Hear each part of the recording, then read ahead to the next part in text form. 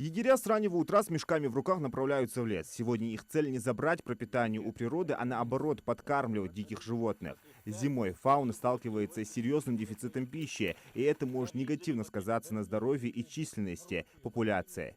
В неделю раз обязательно подкармливаем. Обычно, когда снег мы подкармливаем, но сейчас снега нет, он все равно подкармливаем. Снег будет еще.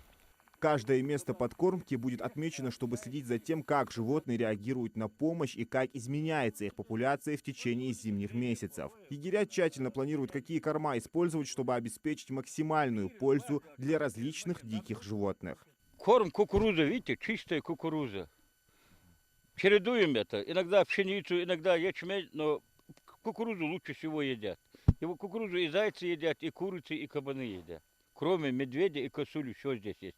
Кабаны здесь есть, барсуки здесь есть, шакал, волк, лиса, естественно. Но очень много здесь фазана и кабана.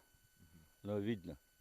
Сейчас, если солнце было бы, от фазанов у тебя уши жужжали бы здесь, орут фазаны.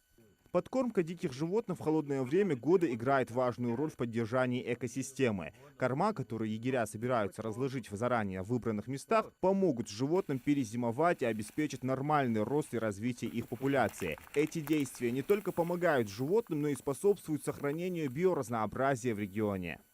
Зверь, если у него места нету кушать, он уходит, миграцию делает. Он свободно за ночь 60-70 километров проходит, он может отсюда уйти в Северную Осетию, Абхазию, Чечню, хоть куда. Кормовой базы раз нету, они уходят, миграцию делают. А сейчас вы же видели, в море боярышник лежит, и мы подкармливаем. И вот фазанам и кабану тут разговоров нету, зайцев, вот, все хватает.